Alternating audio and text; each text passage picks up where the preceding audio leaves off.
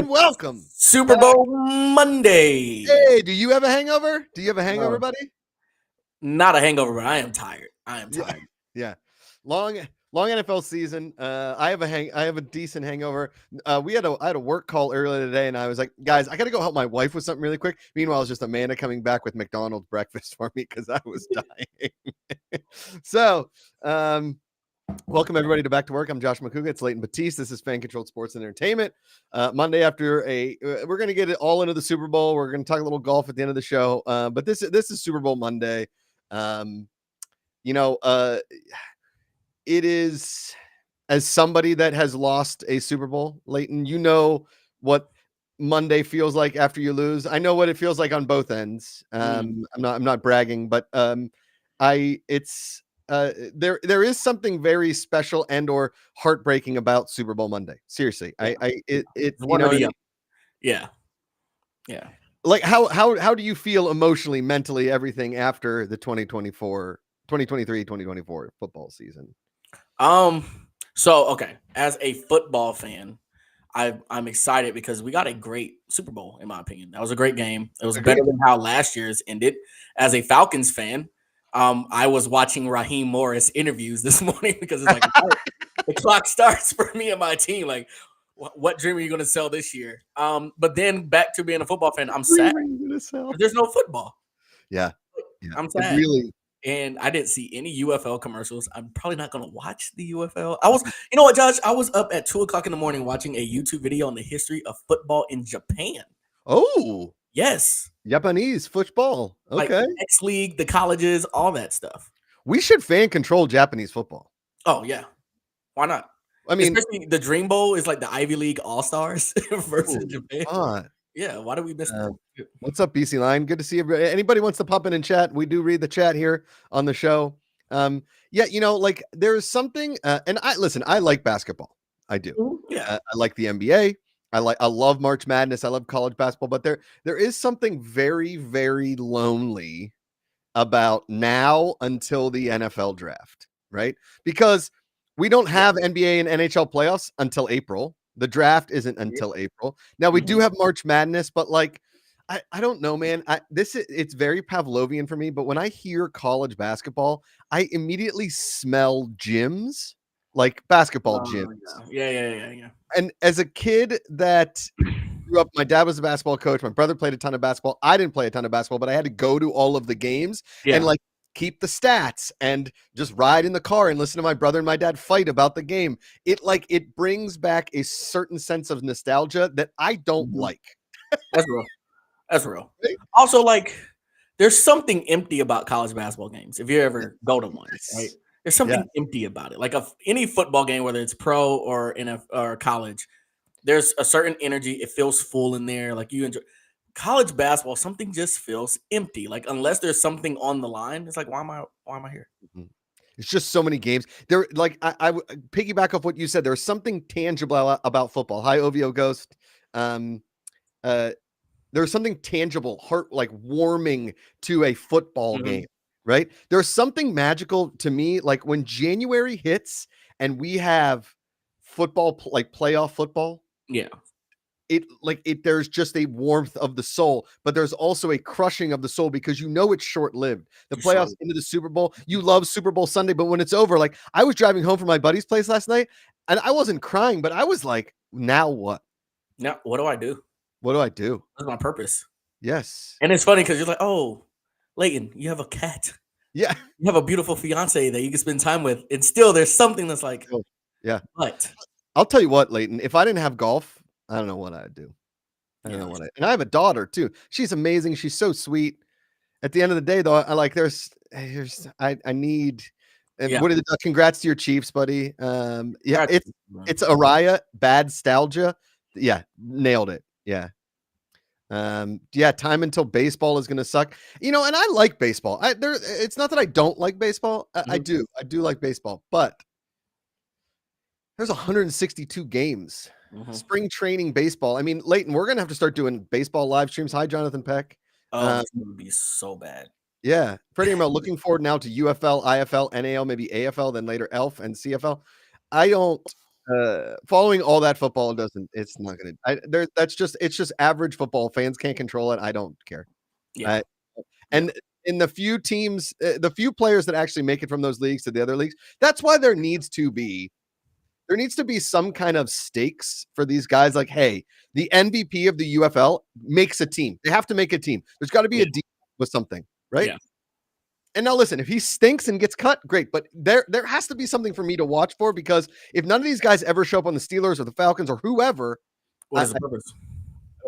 Because there's like one Kurt Warner and there's 30,000 others that didn't make it. Unless you give the fans the opportunity to control it, then I will watch. But there's nothing to these leagues that and like, listen, if they showed the CFL more on TV here, I probably would watch more CFL. At least it's a different product. Yeah. It's a rise. The same with baseball for me. If there's that many games, there's not really much on the line. Usually makes it feel less special personally. Yeah, like July baseball. Terrible. And the other thing too, Leighton, the Pirates are usually eliminated by like late July, right? So I've got like 60 games of useless baseball. I mean, a third of the league is usually eliminated by the 1st of August. Yeah, a third of the league. That is not a successful way to run a professional sports league. It just isn't. Yeah. Right. Because what I love about football is in like week 11 or 12 or even 13, 14, when it's like teams in the wild card and then in the hunt. And it's like it's like maybe one or two teams that aren't in the hunt in each conference. Right. So that's 4 out of 32 teams. You are playing for something each week. And I know it's like, okay, with baseball, you have to play that many games. With basketball, you have to play this many games. It's not as like a bruising of a sport. But why not? Why not just shorten the regular season and put every team in the playoffs somehow? Right? I don't see, if you're doing 3-game series, right? Why don't we just condense them to the weekends, Friday through Sunday? That's the only time we watch baseball. Why do I need Wednesday night baseball? Why do I need Tuesday night? Right. It just makes no sense. And I feel the same way about basketball too. Like and you know what would be kind of cool is if you made like series is more like, okay, the Pirates win. They have a 5-game series against the Mets, right? So it's like Thursday, Friday, Saturday, double header on a Sunday. And then they have like 3 days off and then they go to the next one. So like you only play one and you play all 32 teams once, your record in those series. And then you get like a bonus point in the thing for winning the series. Yeah, exactly. I think you have to work. Right. Like, man, we're in the doldrums, Lay. We're in the doldrums. Okay, let's go back to the Super Bowl. Let's go to the Super Bowl. Okay. Rank it. Okay, so there have been 58 Super Bowls. Are you going to give this top 10, top 20, top 30? Where are you going to rank this? And Jess, if you want to make this a poll, that'd be awesome. If like, where does the Super Bowl rank? Based on the Super Bowls that I can remember. I'll say this. The first Super Bowl I truly remember watching has to be Eagles Patriots. Tom Brady, Donovan McNabb. The 2003 one. Yeah, that I remember being, a kid watching. Since then, I think this is a top 10 for sure. I don't know if I can put it in top 5. Yeah. I think it's I should put together like a spreadsheet with like almost like a Scantron of like, let me check off the boxes that I think make everything awesome. Right. Okay. So they had a trick play touchdown. I love when that happens in a Super Bowl. Boom. Right. Check that off. Right. There was a couple of really bad turnovers that like were in key moments. Check that off. There was a special teams guffaw, 2 of them, a blocked kick, long field goals, and then the fumble. Right. Check that off. It went into overtime. You had a comeback. Check that. Even though it was a 10-point comeback, but you had a comeback. There was a incident on the sideline that everybody's talking about that I thought was just funny. Check that off. The Travis Kelce and so I would maybe put this in like top 15 Super Bowl all time, right? Because it's a back-to-back win. That rarely happens. You're talking about the beginning or like maybe the middle part of a dynasty here. Like I said earlier in a text thread between me, you and a buddy, I hate the fact that the Chiefs are in the AFC because the Steelers are going to have to beat them to go to a Super Bowl. Yeah. It's just says there was T Swizzle. Put that check mark on Taylor Swift. That's true. Leighton, straight up the best halftime show in the last 5 to 10 years. The last halftime, yes. The last one that I've enjoyed to this level had to be Justin Timberlake in Minnesota. Yeah, that was awesome. That was the last one that I enjoyed to this level. I wanted the old school rap one 2 years ago to be better. With like Snoop Dogg and Dre. Right? Last year was The Weeknd. He stunk. Yeah, but yeah.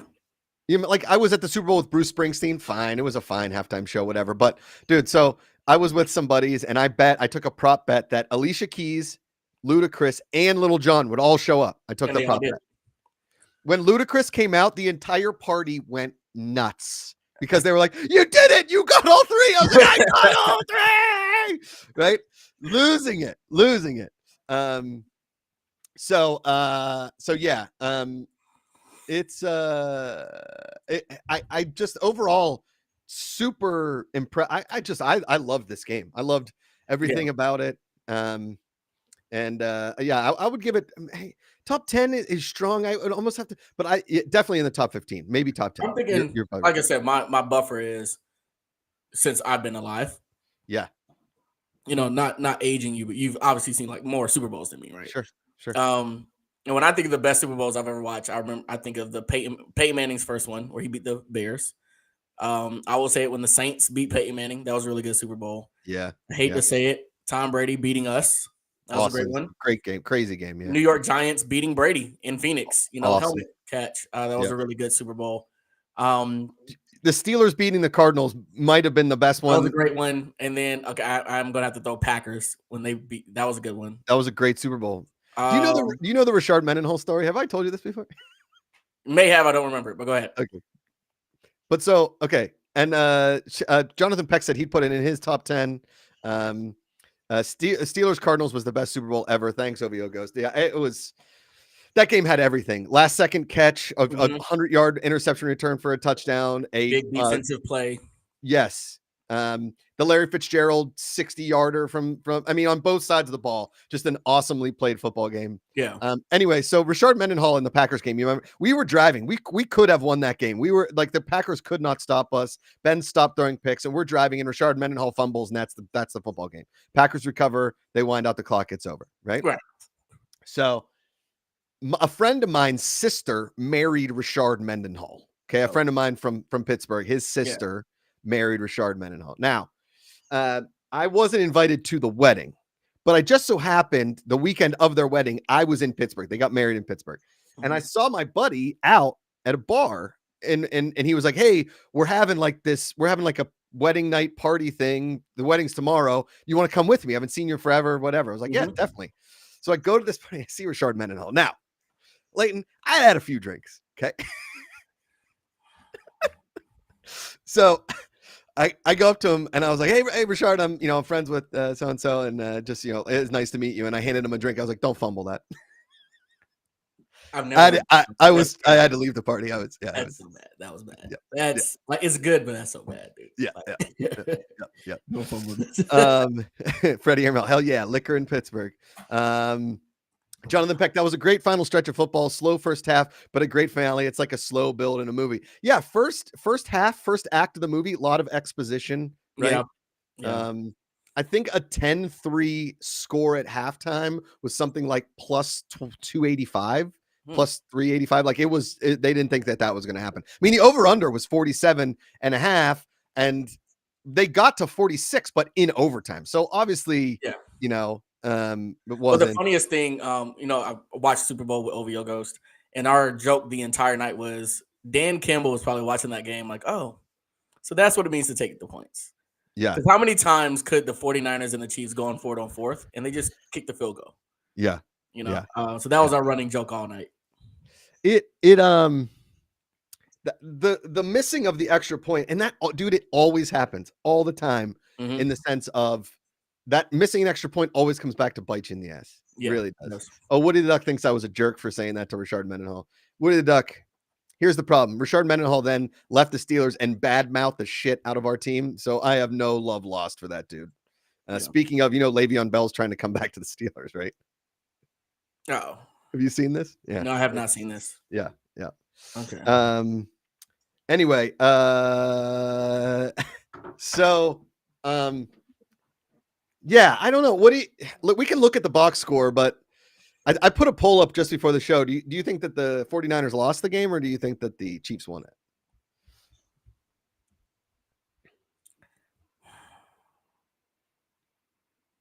I'm going to lean on the Chiefs won it. Because I don't know. I can't, outside of that blocked field goal, which, I mean, unless you really want to come hard, unless you really want to go after unless you want to go after the blockers, that I think the biggest thing is the Chiefs defense really stepped up in a lot of key moments. Because the 49ers were driving the ball. I mean, they got into overtime. Like, it's not like I think the Chiefs just won that game. Freddie Airmail saying Chiefs won more so. Ovio Ghost, I think the Chiefs won. They were better coached. Listen, coming out today and all the players saying like they didn't know how the playoff overtime worked. You just don't say that. Don't say it. Shut up. That makes you look worse. I didn't know the over. Really? That makes Shanahan look even worse. Because that creates your team wasn't prepared narrative. Woody the Duck saying, I told you the Niners offense wouldn't show up, said they'd score no more than 19 points, and they didn't in regulation. Can't count overtime. Well, you can, but yes, I get what you mean. You mean. Yeah. Peanut thinks the Chiefs won it. They forced the Niners into a style of play that didn't work for them. Yeah, I mean, look, Christian McCaffrey, what he had, let me look at the box score here because I haven't looked at the exact stats on this whole thing. I mean, Christian McCaffrey was their leading receiver. Am I wrong? Because if not him, it was probably Jawan Jennings. And talk about like Deebo Samuel, like Brandon Ayuk. These guys didn't none of them had their greatest game. And the other thing is like Brock Purdy played okay. He had a couple quacks. He was throwing a couple ducks. But what was interesting is his duck still ended up in the hands of the right guy and got some really good yards after that. Yeah. So Brock Purdy, 23 of 38. So you took the over on, I had it at 23.5 reception or completion. So you take the under on that. 1 touchdown, no picks, right? Mahomes, 333 yards passing, 34 of 46 is a crazy stat line. Yeah, 8 of 8 on the overtime drive, I believe. Two touchdowns and a pick. He got sacked 3 times, and Brock Purdy only got sacked once. Now, San Francisco, Christian McCaffrey, 22 carries, 80 yards, no touchdowns rushing, which there was no running touchdowns in the game. Patrick Mahomes led the Chiefs in rush yards with 66. And Brock Purdy was second on the depth chart in rushing with 12. Christian McCaffrey led the team in receiving. Like I said, 8 receptions for 80 yards. So he had 162. He was their whole team. And wasn't that Dan Orlovsky that made that comment this morning that Brock Purdy was the best player on offense last night? He was. Yeah. Not Christian McCaffrey? No, I mean, yeah, you got to give it to Christian McCaffrey. Yeah, I think, yeah. But here's the thing. As far as like, I hate like the game management thing with Brock Purdy. I hate that title. I hate everybody saying like he's a game manager, right? Mm-hmm. Is that I think that he played an awesome Super Bowl. I really do. Like, there's a lot of quarterbacks in that position are going to throw picks. Right. He put the ball where it needed to go. Yeah, I mean, but there wasn't, honestly, Leighton, there wasn't a play where you're like, this entire game rests on Brock Purdy's shoulders. He was never in that situation, and he didn't like fail. Yeah. He made the plays when he needed to make the plays. Unfortunately, in overtime, they didn't score a touchdown, which they really hadn't done. I mean, man. George Kittle, let me see. Hold on. George Kittle, 2 receptions for 4 yards, Leighton, on 3 targets. Deebo Samuel, 11 targets, 3 receptions for 33 yards. Jusic had almost as many yards receiving as Deebo Samuel did. And then you look at the Kansas City. I mean, Kansas City, look, Travis Kelce is the bell cow, right? Yeah, he is. Hands down. 9 receptions, 93 yards on 10 targets. So they dropped 1 ball. I thought Rashee Rice, 6 receptions. Isaiah Pacheco, 6 receptions. Mecole Hardman even had a good game. Justin Watson, I mean, listen, he spread out the ball. 1, 2, 3, 4, 5, 6, 7, 8, 9, 10 guys. Yeah. Caught footballs. 9 guys, sorry, caught footballs. 9. Jerick McKinnon got 2 catches. MVS had 3 and a touchdown. Listen, I just think Patrick Mahomes is so much better than everybody else. Yeah. No, I agree. I have nothing against it. I didn't think that we would be looking at a Patriots-esque dynasty coming back again anytime soon. I think it's here. Now my question, does Patrick Mahomes need to win as many Super Bowls as Brady to be considered in that class? Oh, yeah, it has to be. I mean, Tom Brady is the GOAT until somebody takes him out. Our buddy, It's Araya says, Panthers McCaffrey made a return. He's used to being the motor. Like, he was everything that night. Patrick Mahomes, like everybody keeps saying he's inevitable. Patrick Mahomes is a gamer, but Patrick Mahomes also just knows where to find a receiver. Like, I feel like his receivers are so used to him scrambling and kind of like waiting out their thing that they're like cockroaches in sunlight, right? They're going to scramble and find an exit somewhere, and one of those guys always finds a way to get open. Yeah, that's true. He puts the ball where it needs to be. Jay Spacey, as a diehard Pats fan, I think this KC era is already more entertaining. Yeah, I think so.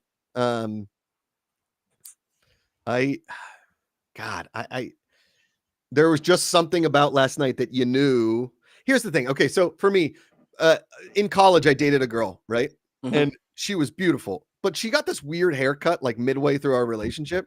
And it took a while for that hair to like grow out and for me to like, I just didn't like the haircut. That's Patrick Mahomes this year, right? He started off kind of slow. He got the weird haircut, and it just took some time for that hair to grow out and for him to be awesome. And when he needed to be awesome, he was awesome. He was awesome. He did it. Yeah. Yeah, I was talking to my brother this morning. What's interesting is every team that he's played since the playoffs, they've on paper been better than the Chiefs. Yeah. And I think they proved the comment that winners just find a way to win. They just know how to win. It seems like a lot of these other teams find ways to lose. Again, Kyle Shanahan, I love the way you lose.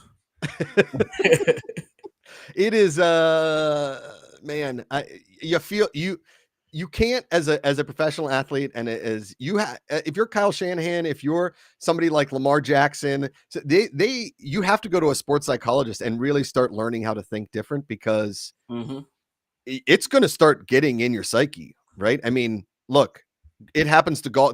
Some of the greatest golfers of all time have never won a major. Look at Dan Marino, never won the Super Bowl, never got back to the big game when he needed to. And guys like Patrick Mahomes, Tom Brady, Peyton Manning. I mean, I'm going to throw Ben Roethlisberger in there. These are guys that when the bell got rung, they rung it. Yeah. And they won the big games. Now, like, yeah, Ben lost one, but he won 2. Right. Went to 3. For instance, I was watching this Barry Bonds documentary because I hate him so much, and I love that he failed his whole career other than in the regular season, because when the playoffs showed up, Barry Bonds was a ghost. He was a ghost. And when Lamar Jackson, when the Ravens need him most, when Kyle Shanahan and the 49ers need him most, it's almost like he hits Control-Alt-Delete and his computer restarts and nobody knows what the hell's going on. Well, that's the other thing I was thinking about is, okay, in the Brady era, we had Manning, we had Roethlisberger, even you could maybe sprinkle in Aaron Rodgers, but you had these guys that you knew when their chance came, they could win it. Do you think there are quarterbacks like that for Patrick Mahomes, or is it really just him and everybody else is? Well, clearly, Josh Allen is the Ben Roethlisberger of the Tom Brady-Ben Roethlisberger relationship, Okay. Tom Brady beat us in the playoffs. He beat Manning. I mean, he beat everybody, but for the most part, he beat on Peyton Manning and Ben Roethlisberger consistently year after year after year, right? Yeah. Like those Patriots-Steelers games, those Patriots, Colts games were awesome, but Tom Brady was usually on the winning side of them, right? Right. Oviogo saying it, yeah, like Josh Allen on a good day, but Josh Allen still hasn't beat Patrick Mahomes, right? Like I said, Lamar Jackson still hasn't beat Patrick Mahomes when it mattered. Trevor Lawrence hasn't beaten Patrick Mahomes. It really hasn't done. I'm trying to think of, maybe CJ Stroud becomes the guy, maybe he doesn't, but for right now, it's not even, I don't even think that it's in a conversation. I don't even think there's a conversation about a guy that's close to his talent level. Burrow, maybe, but if Burrow can't stay healthy, we're talking about like a Carson Palmer situation or the guy has to stay healthy for more than one season. Yeah. For me to say, like, I'll put him in the conversation with Mahomes because he's just not there. He's not there. And he's had, quite honestly, the much, much better weapon in Jamar Chase than Patrick Mahomes has ever had. Right. Well, Patrick Mahomes had Tyreek Hill. Yeah. I don't think any of them are ever going to be in the Mahomes conversation. I'm more so like, what role are you playing? Like, it almost feels like it's the same story. So it's like, well, who's your Manning? Who's your Roethlisberger? Who is this other quarterback? I don't think anybody stepped up because the thing that I can give to Manning, and I'm talking Manning, Peyton, and Eli, right? Both of them, and Roethlisberger, they won a Super Bowl, and there has yet to be anybody else to beat Mahomes outside of Brady. Brady's the only quarterback that has beaten Mahomes. Yes. For a Super Bowl so far. Yep. Man, it's you're giving the ball to Kansas City with a full set of downs and a beat up like an exhausted defense. Mm-hmm. He's gonna win that battle every single time. I mean, again, listen. He 330 yards, but the crazy part is 34 of 46. Leighton, like that was I didn't score that well on tests in college. Maybe in high school if I cheated off my friend Devin because she was really smart, but So how long do you think Kelce plays? I think if you're Travis Kelce and you win 3 in a row next year, which really it could happen. It really could happen because here's the thing. In basketball and in hockey, a three-peat is so hard because like the Pittsburgh Penguins kind of proved it a couple years ago and we won back-to-back. And did the Warriors win back-to-back, but they never won 3, right? They never won 3 in a row. I don't think they ever did 3 in a row. No. Because when you're playing that much extra hockey and extra basketball and other teams are not, you're playing like a solid 2+ months more of a sport that is physically abusing you, that by the 3rd season, you've already played a full other season of the sport that the other teams have not. Right. Yeah. Whereas in football, you're only playing 3 more games. And you basically get about, and Livio Ghost, the off seasons are so short for champions. I think for football, you get the longest off season, you get a chance to be healthy. I mean, you've got a full 4.5, 5 months before you play any more football. Really, 5.5 months. Well, yeah, and even in kind of our point at the beginning of the show is your regular season. Anyway, it's like you're playing once a week. Right. It's not like you have to play 3 games a week, year in, like in the travel and all that. I get it. Yeah. I totally get that.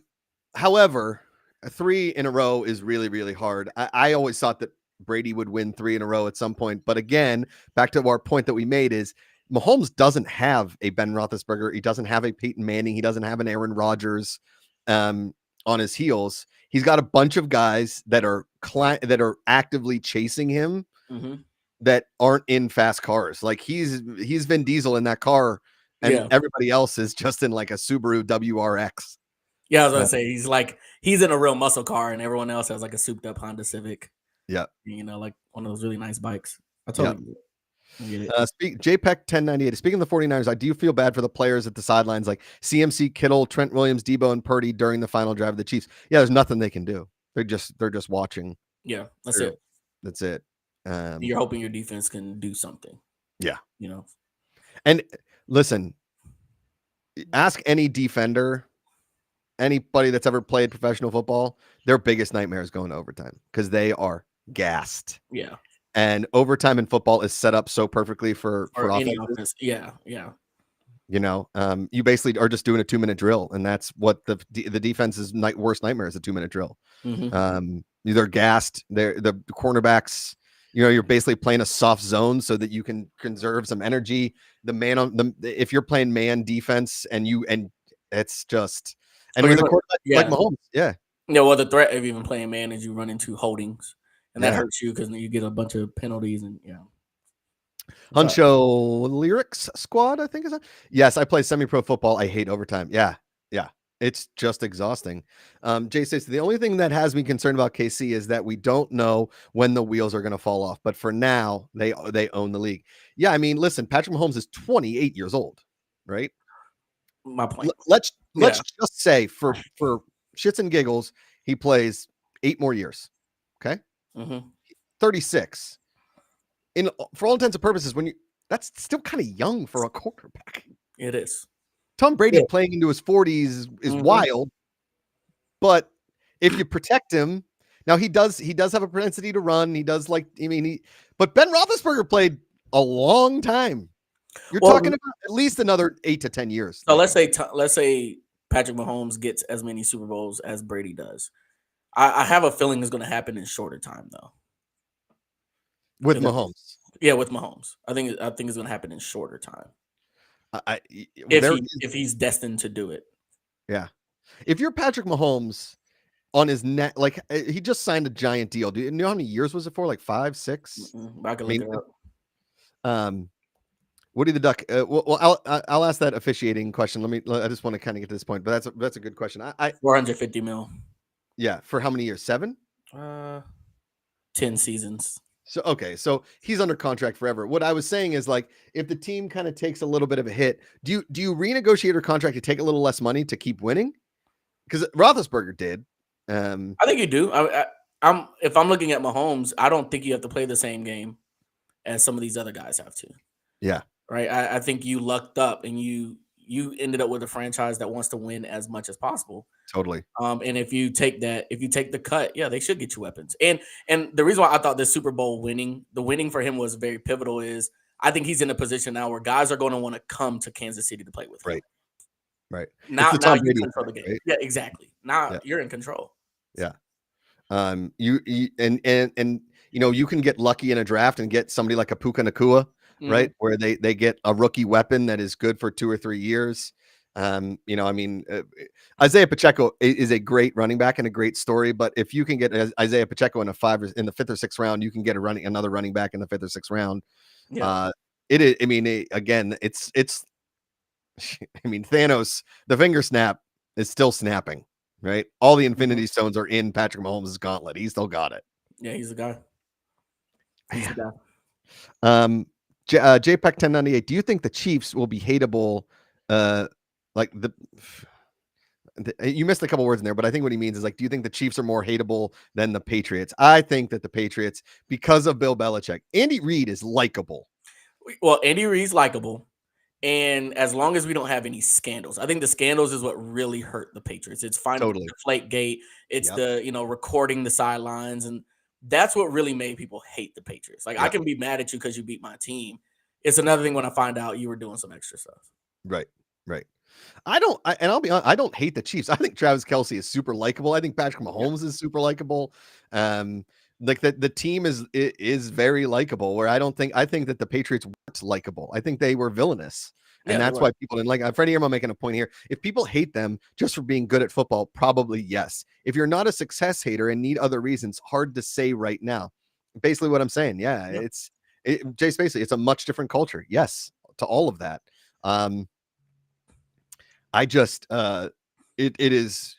It's not that I don't like them, and it's that I'm terrified that the Steelers aren't going to be in a Super Bowl unless we get lucky and the Chiefs lose before we see them in a playoff for a while. We haven't been to a Super Bowl since like 2010. We haven't even sniffed it since like 2017, 2016. It's been a minute. It's been a while. I don't know, man. I don't know. It's. I mean, like, let's just say they win 3 in a row. You think Andy Reid retires? He hasn't even hinted at it. He doesn't have a reason to. No. I think it's I don't know how to explain it. It could be a cultural thing. I mean, maybe winning and all that stuff is more of a stress reliever than we think. I'm more so. I don't think Patrick Mahomes and Andy Reid are the ones you look at. It's what will happen with Kelce. How are they tooled back up at the other positions? Who are the receivers they're going to bring in? How are you going to replace some of your key defenders over time? And I think winning this Super Bowl might help that because, again, you might have guys saying, look, I just want to go to Kansas City. How can I get over there with them? Agreed. No free agent receiver is going to take a huge paycheck to go to a team with no quarterback. Exactly. Not many, but yeah. And would you say this is probably on paper the worst team he's had in his Super Bowls since his career started? Yeah, because he only has like 1 or 2 very dependable receivers. Yeah. He's got Kelsey and like Rashee Rice. MVS stepped up, but I mean, he just spreads the ball out. I mean, Clyde Edwards-Helaire had 1 carry for 0 yards. Rashee Rice had 2 carries for 5 yards. Isaiah Pacheco had 18 carries for 59 yards. So the rushing game was not there. I mean, they kept trying, but Patrick Mahomes had 9 carries for 66 yards. They took the over. I think his over-under was at like 39.5, something like that, rushing yards. Again, no rushing touchdowns for either team. It's he just makes. He's like a Michelin star chef at this point, working at a Waffle House at points. Right. Because you saw when Travis Kelce wasn't healthy during the season, or he wasn't. Look at a totally different team. Totally different team. Yeah. Peanut FCF Dang was hoping we get a little more details on the FCF news in 30 days. There's no time. You're not going to get news for a while, but just going to tell you straight up. It's going to be a while. There's a lot of stuff happening backstage that we can't talk about right now, but that it's yeah. I'm not willing to say. So the Super Bowl halftime. How did you? yeah. Did you think that? Do you think like a higher scoring Super Bowl is more entertaining than the Super Bowl we saw last night? Yeah. So would the comparison be? I can't remember. Was the Bengals Rams a high scoring Super Bowl? The last like super low scoring Super Bowl was that trash Super Bowl with the Rams and the Patriots.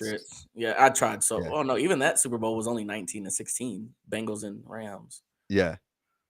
The last highest scoring one was Eagles Pats, wasn't it? Because Tom Brady had like 500 plus yards, but they still lost. What was the score of that one? Yeah. I mean, it was 41-33. Yeah. That's still one of my favorite Super Bowls of all time. That's up there for me. I enjoyed that. Everything together. It was just everything about that Super Bowl. Nick Foles, everything. If it not been the Eagles, I probably would have loved it a lot more. I try and black out successful Philadelphia things.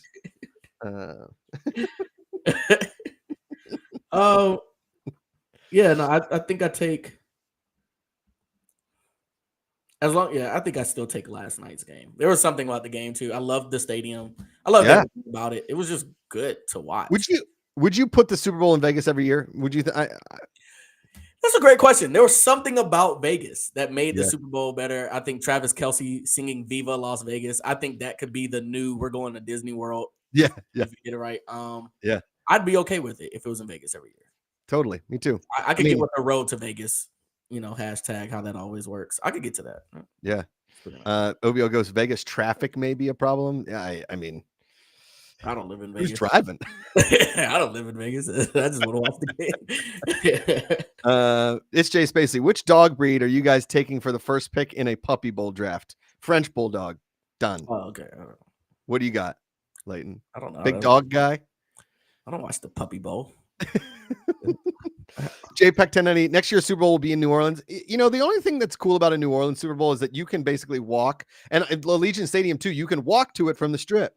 No, you can't. What's going to make next year's cool is if it's this week next year, it's literally going to fall on Mardi Gras. That's awesome. Yes, that's wild. That is wild. Yeah. Freddie Airmail, wide retriever. Oh, that's pretty good. Well done, Freddie. Well done, sir. Super Bowl. Yeah. I don't know. Now, because again, we're now in this Super Bowl hangover where now I have like 5 months of worrying, planning, OTA reports.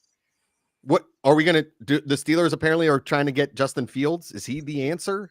Another failed Chicago quarterback in Pittsburgh. We already had Mitch Trubisky. We know he stinks. Okay. Justin Fields is okay, I guess. I mean, I just got the best news of my life as a Falcons fan. We have a quarterback coach. That's the highlight of our offseason right now. We have a quarterback coach and a passing game coordinator. We have now they're just bringing in a whole bunch of consultants like Office Space. This is Bob and Bob, and they're going to be here for a few weeks to just check out what's going on and see if we can help. You know, all we have now, yeah, you're right, is OTAs, spring football, which I hate spring college football now. I hate it. It's just not fun. Spring games.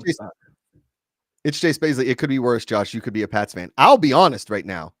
I would honestly maybe take being a Pats fan because you guys are at least like going into a sort of rebuild situation, new coach, new energy in the building, high draft picks, possible one of the best quarterback drafts in a long time. Maybe make a play for a Drake May. This could either be the best quarterback draft we've seen in 5 years or the worst. I don't know. Caleb Williams could be a bust, even though everybody's saying he's awesome. Jaden Daniels could be a bust, even though I think Jaden Daniels might turn out to be like a Lamar Jackson type. I think Drake May might turn out to be like a Daniel Jones type. I really think it depends on the franchise he goes to. And I don't know, like, I know the Patriots are looking at Jaden Daniels. Yeah. I don't know if that's the right franchise for him. But no, you're right. You're right. Or we could end up like the Ritter class where you get who's the next Brock Purdy. Who is that guy? Right. Like, I mean, look at the Kenny Pickett draft. He was the only one, and Malik Willis has done nothing. Kenny Pickett really hasn't done anything. Apparently, OVO Ghost wants Justin Fields bad. So, I don't know. Fractured Eclipse, any guesses on next year's halftime show? You gotta bring Beyonce back or Taylor Swift. I think you got to get one of them. Like if they don't get Taylor Swift, it's a botch. Or Drake. I think those are the only three. Oh. I think those are the only three right now. Or you could do a Bad Bunny. It's just most of his music is like not. I couldn't tell you a Bad Bunny song. I don't, but I know he will sell the hell out of the stadium though. Is he that popular? He's huge. Really? Huge. Yes, he's huge. So the Super Bowl will be in New Orleans. It's New Orleans next year? Yeah, it's New Orleans. Mm-hmm. Okay. They released the logo today. Oh, why don't we do like a New Orleans hip hop like Mystical? I mean, like we're staying in like the awesome 90s. Mystical. I thought it was Mystical. Mystical. No. Get out of here, really? It's Mystical. Damn it. Well, no, I said that last night. I was like, yo, y'all do Cash Money. And everybody in the room was like, no, don't do that. Oh, Woody the Duck, get Creed. Ooh, Creed? What about like a 90s rock reunion? Creed, Nickelback. Or what about like a punk, like a Blink 182 with some of those kind of bands? That's not bad, actually. That's not bad. Well, you'll get Plain White Tees, Green Day. Would you cycle them out? Like you don't give it to one person. You're like, hey, look, you're all going to come in and transition. And totally. Ooh, Three Doors Down, Fractured Eclipse. Yeah. The Hot Boys and Lil Wayne. What about the Big Timers? That could work. Paramore? Imagine a Disturbed halftime show. Oh no, I do give this one to OVO Ghost. He said this: what if the Packers make it and Lil Wayne is a halftime show? You know, he's a big Packers fan. Yeah, I didn't know that. It's weird he's not a Falcons guy. Or a Saints guy. He's from New Orleans. Oh, he's from New Orleans, right? Yeah. Or Saints. No, but I think I explained it to y'all. A lot of people in Louisiana were Cowboys fans for a long time. Like so strange. I don't think anybody was a Saints fan until Drew Brees got there. Yeah. Imagine being like that kind of, I don't want to say like it's not ego. The amount of like hubris you must have. The fact that like you are the reason that there are Saints fans is Drew Brees. Yeah. Like at the end of the day, you're like, hey, I'm not good. I made you who you are now. Yes. Like every city's going to have, obviously the fans are like, no matter what, I'm a ride for the Saints. But how do you end up with people that live on the West Coast who are diehard Saints fans? That wasn't happening before Drew Brees got there. Come on. Yeah. I mean, if the NFL doesn't get Taylor Swift, I'd be shocked. Like the entire story of the second half of the football season is Taylor Swift and Travis Kelce. Yeah. You have to get Taylor Swift. But is the Taylor Swift halftime show a jinx for Travis Kelce? Because if she gets the halftime show and he's not there, whoa.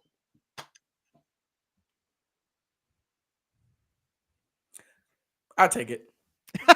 I'll take it. All right, cool. I'll take it. I'll get a year off. All right. You want to do a let's do a before I want to talk about golf real quick, but all right, go ahead.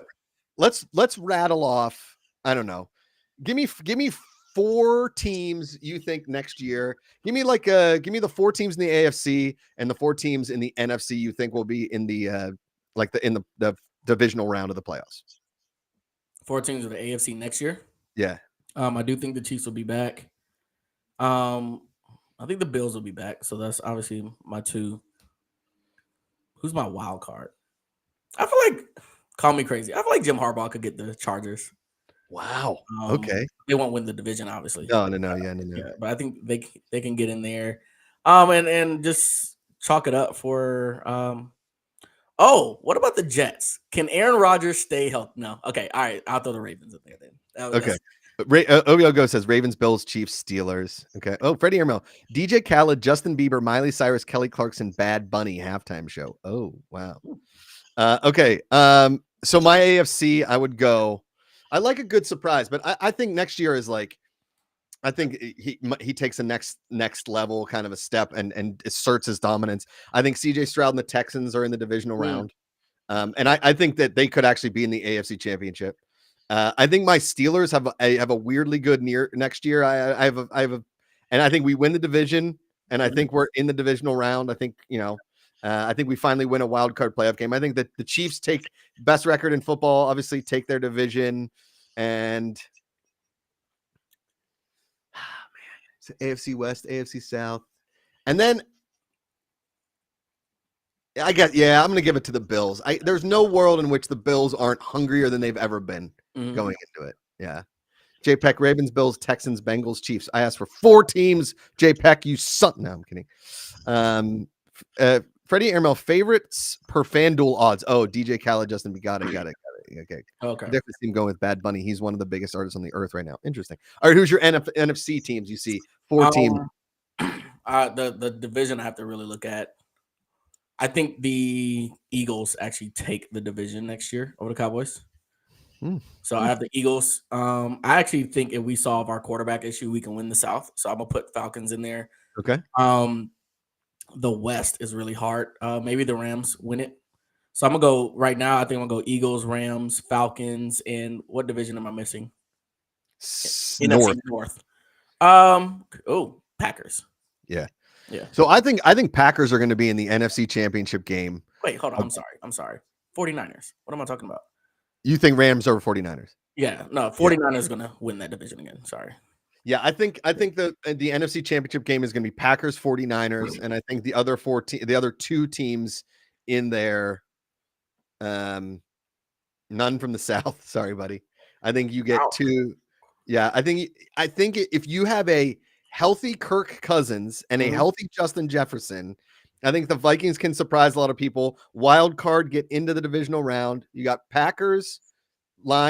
Packers. I think the Lions have an off year next year. I really do. I think the Lions have an off year next year. Oh yeah, maybe 500, but they're not going to make the kind of explosion like they did this year. Too much hype. Yeah, Niners, Packers, Vikings, Cowboys. I hate to say it. I just don't want the Eagles to win. I think something's got to go for the Cowboys. I think next year is like the boiling point. If something happens again, you got to make big changes. You really do. Yeah. I'm surprised they don't do it now. Honestly, I think now is actually the time to do it. Yeah. All right. Well, I'm going to say this. So this past weekend, and thank you everybody for indulging us in 50 minutes of Super Bowl chat.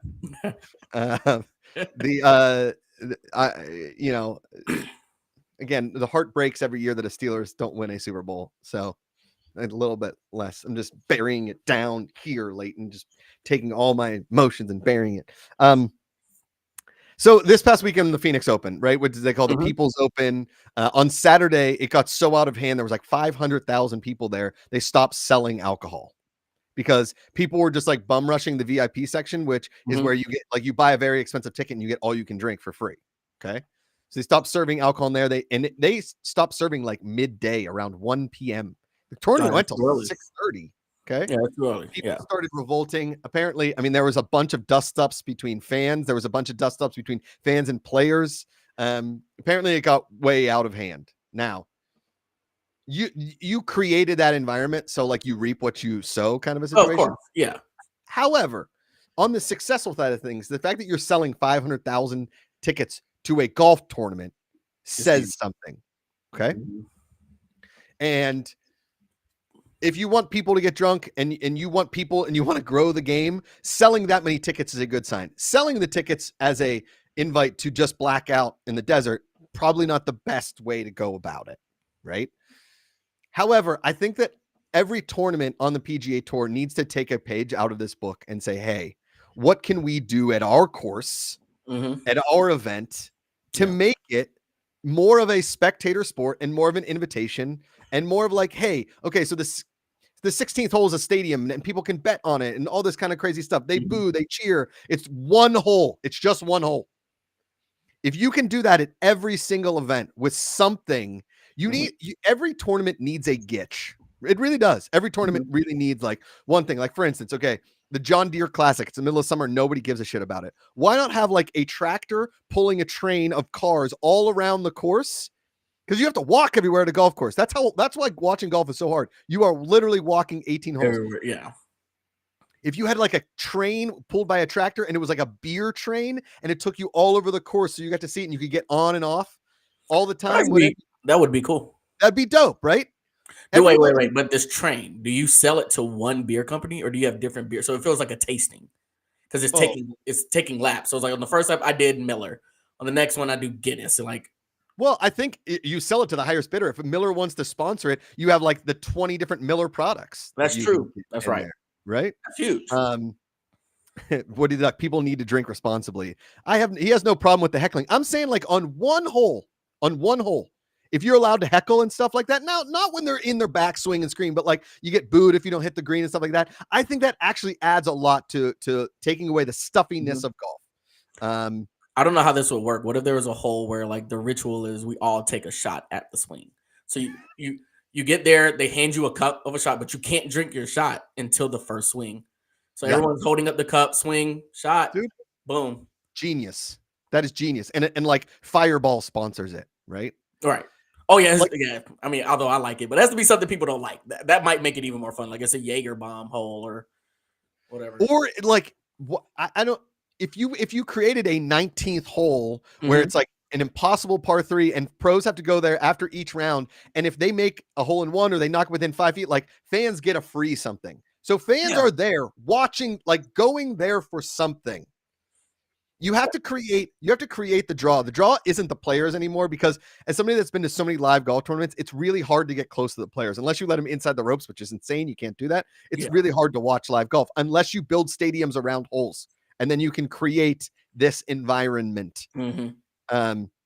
Golf is just missing. And I'm not saying like you need to copy what Phoenix does because having like the drunkest of the drunks heckling players. You only need one. You only need one of those. But I do think it's cool if each location is catered to something though. Something. Like if it was in Atlanta, that would be a huge Chick-fil-A thing at this point. Yeah. Yes. Yes. Why not? Like Chick-fil-A builds something around something and you get like the best way the Hawks keep fans at their games is in the fourth quarter. If an opposing player misses 2 free throws, you get free Chick-fil-A. Boom.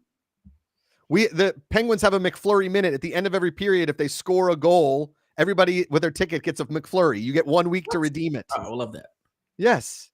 Freddie Emerald for FCG is the usual Phoenix Open vibe. What you want to see with FCG crowds, not this over the top level, but what they usually see there. Yeah, we want it to be very interactive with the fans. We want fans to be able to be close to the golfers, and we want fans, calling the action, but also like a little bit rowdy. Like, not as drunk because it honestly is like, okay, like they just keep getting drunk and drunk. And as a guy that likes to drink, I get it, but like we're over that part. Swing it. Swing it. Yeah. People falling down covered in mud. It's just, and I don't want to do like that. This is golf, people.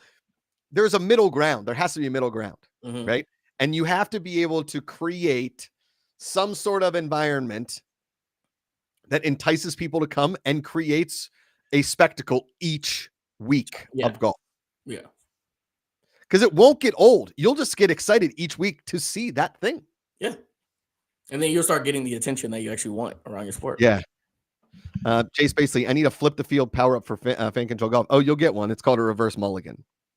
So if the player makes an amazing shot, fans can be like, do the reverse mulligan, make him do it again, make him do it again. You can get that once per round. That's definitely going to happen. You'll piss off a golfer. Yeah. Come on.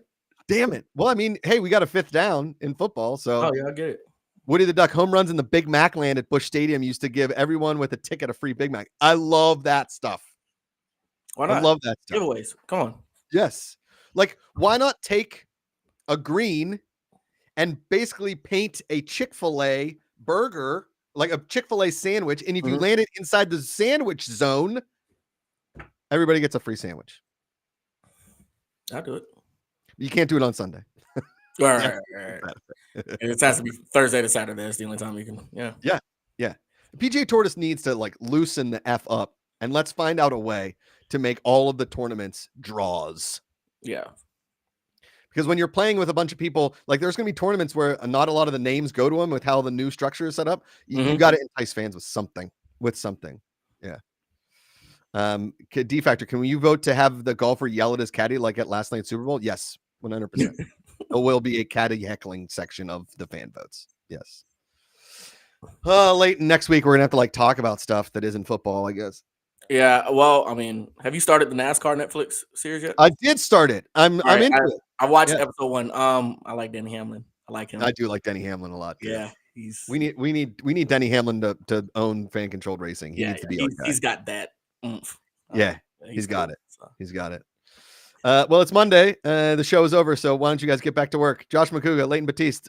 We don't have a live stream on Wednesday because it's Valentine's Day, and we have to be really excited for our wives and girlfriends and significant others, that kind of thing. But we're planning to do something for the NBA All-Star Game, and we'll keep you guys posted. How's that sound? Until then, get back to work.